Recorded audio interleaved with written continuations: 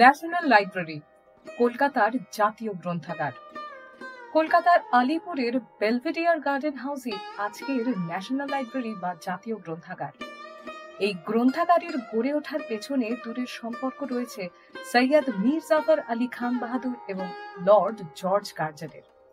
বহুবার হাত বদল হয়ে হয়ে বেলভেডিয়ার গার্ডেন হাউস একসময় বই প্রেমীদের ডেরায় পরিণত হয়। নিজের নামের সাথে মিলিয়ে আলিপুরের নামকরণ করেছিলেন নবাব মীর জাফর। ব্রিটিশদের সঙ্গে হাত মিলিয়ে মুর্শিদাবাদের সিংহাসনে বসেছিলেন তিনি।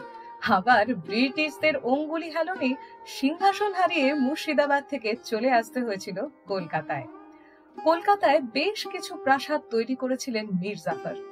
বেলভেডিয়ার গার্ডেন হাউস তিনি উপহার দিয়েছিলেন ওয়ারেন হেস্টিংসকে। এই ভবনের সঙ্গে আবার জড়িয়ে আছে প্রিন্স আজিম উস খানের নামও।